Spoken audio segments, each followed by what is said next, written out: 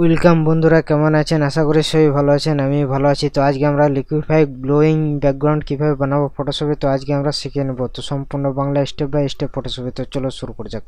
So দেখতে পাচ্ছেন এই ব্যাকগ্রাউন্ডটা আমি কিভাবে বানিয়েছি আজকে তোমাদেরকে শেয়ার করব। তার আগে অবশ্যই ভিডিওটি যদি ভালো লাগে থাকে একটা লাইক করবেন, শেয়ার করবেন, সাবস্ক্রাইব অবশ্যই করে রাখবেন অনাথ প্রিমিয়াম ইউটিউব চ্যানেলটি। তো চলো শুরু করা যাক।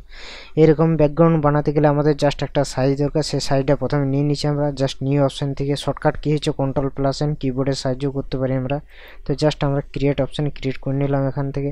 তো জাস্ট একটা সাইজ নিয়ে নিচ্ছি এখানে 1280x720, এখানে 72 পিক্সেল বা ইঞ্চি। ক্রিয়েট অপশানে ক্রিয়েট করে দিলাম। তো এখান থেকে আমি যে কোনো একটা কালার আমি সিলেক্ট করে দিলাম। এখান থেকে যা এই একটা কালার সিলেক্ট করে দিলাম, আর এখানে আমি একটা যে কোনো কালার এখান থেকে একটা যাই হোক কালার একটা সিলেক্ট করে দিলাম, অথবা এখান থেকে যে কোনো, ঠিক আছে। সিলেক্ট করার পর এখান থেকে জাস্ট ব্যাকগ্রাউন্ডের জায়গায় আমি একটা কী করলাম, এখান থেকে জাস্ট আমি একটা যে কোনো কালার একটা সলিড কালার নিয়ে নিলাম, ব্ল্যাক কালার। এখান থেকে একটা সিলেক্ট করে নিলাম। সিলেক্ট করে ব্রাশ টুল নিয়ে নেবো। ব্রাশের সাইডে জাস্ট এখান থেকে আমি কী করবো, নর্মাল আমার ব্রাশ এরকম থাকবে। তো ব্রাশটা জাস্ট এখান থেকে জাস্ট মাউসের রাইট ক্লিক দিয়ে এটা জাস্ট এরকম রাউন্ড করবো। রাউন্ড করার পর এটা জাস্ট এরকম সাইডে এরকম বেঁকিয়ে দেবো। বেঁকিয়ে দেওয়ার পর এখানে 300 আছে, 300 জায়গায় এখানে 600 করে দেবো। জাস্ট ওকে বাটন ওকে করে দেবো অলরেডি। তো এখানে ব্রাশ টুল যখন সিলেক্ট করবো, সো দেখতে পাচ্ছেন এখান থেকে জাস্ট নিউ লেয়ার নিয়ে নিলাম একটা। নিউ লেয়ার নেওয়ার পর অটোমেটিকলি আমাদের কিন্তু সিলেক্ট হয়ে গেছে এখান থেকে জাস্ট এটা যদি আমি হালকা এটা যদি চওড়া করতে চাই, তো এখান থেকে চওড়া হয়ে গেল। তো জাস্ট আমার ব্ল্যাক কালারটা এখানে জাস্ট একটা কালার সিলেক্ট করে নিলাম এখানে।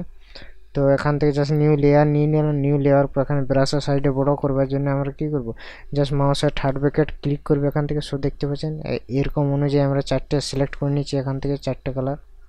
তো এখান থেকে যে কোনো কালার XYZ একটা হালকা আমি ডার্ক কালার নিয়ে নিচ্ছি এখান থেকে। সো এটা হালকা ছোট করে নিলাম। ছোট করার পর এখান থেকে এখান থেকে এই কালারটা উপর দিয়ে করে দেবো। এখান থেকে এটা সিলেক্ট করে নেবো অলরেডি এখান থেকে। তো এখান থেকে আমি কালার সিলেক্ট করে নিয়েছি অলরেডি। এখান থেকে কালার সিলেক্ট করার পর এখান থেকে যাই হোক একটা হালকা ডার্ক কালার নিয়ে নেবো আমরা এখান থেকে। এরকম সাইজের ডার্ক কালার হালকা আমরা নিয়ে নেবো এখান থেকে। জাস্ট এখানে ক্লিক করে দেবো এখানে হালকা।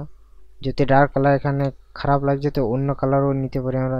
যাই হোক হালকা কালার একটা নিয়ে নেবো এখান থেকে, যে কোনো XYZ। তো এরকম সাইজে একটা কালার নিয়ে নিলাম। তো নেওয়ার পর এটা কী করবো, এই দুটোকে আমি সিলেক্ট করবো। সিলেক্ট করার পর এখানে কনভার্ট টু স্মার্ট অবজেক্ট করে নিলাম। তারপর ফিল্টার অপশানে ক্লিক করবো। এখান থেকে লিকুইফাই বলে একটা অপশান আছে, লিকুইফাই ওপর ক্লিক করবো আমরা। ক্লিক করার পর জাস্ট এটা আমি ছোটো করে দেবো এখান থেকে। ছোটো Ctrl- দিয়ে এখানে পিন এজ বলে একটা অপশান আছে, এটা আমি কী করবো, এখানে জাস্ট রাইট ক্লিক করে দেবো। তোমাদের এটা বন্ধ থাকবে।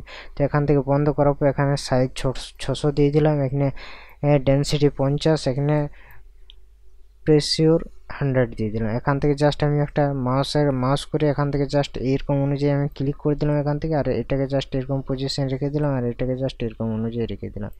সো ডান। ওকে, আমাদের কিন্তু ডিজাইন পুরোপুরি কমপ্লিট হয়ে গেছে এখান থেকে। সো দেখতে পাচ্ছেন এখান থেকে আমি কী করবো, জাস্ট ফিল্টার অপশান যাবো। ফিল্টার থেকে এখানে জাস্ট আমরা ফিল্টার গ্যালারি বলে একটা অপশান আছে, এইটার উপর ক্লিক করবো। ক্লিক করার পর এখানে আমরা কী করবো, অ্যারাস্ট এখানে ফিল্ম গ্রেন বলে একটা অপশান আছে, সেই অপশানে ক্লিক করবো এখান থেকে জাস্ট আমরা যা হাইলাইট এরিয়া যেটা, যে হাইলাইট এরিয়াটা জাস্ট এখান থেকে 0 করে দিলাম।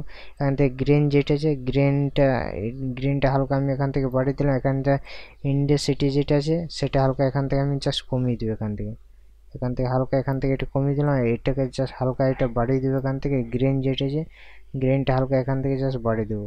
জাস্ট ওকে বাটনে ওকে করে দিলাম। এরপর আমরা কী করবো, এখান থেকে জাস্ট ফিল্টার থেকে ক্যামেরা ফিল্টার অপশানে যাবো। এখান থেকে ক্যামেরা ফিল্টার অপশান যাওয়ার পর এখান থেকে কালারটা কী করবো, এখান থেকে অটো বলে একটা অপশান আছে, অটোতে করে দেবো এখান থেকে।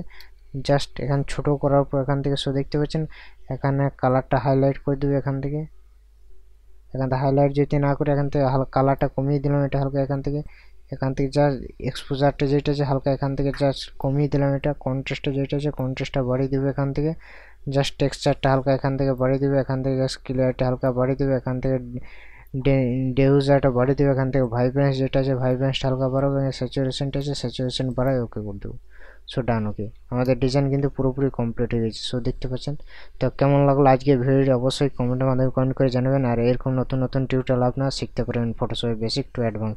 তো চলো নেক্সট টিউটোরিয়াল খুব তাড়াতাড়ি নিয়ে আসবো। সঙ্গে থাকবেন, ভালো থাকবেন, সুস্থ থাকবেন, আর ভিডিওগুলো বারবার প্র্যাকটিস করবেন।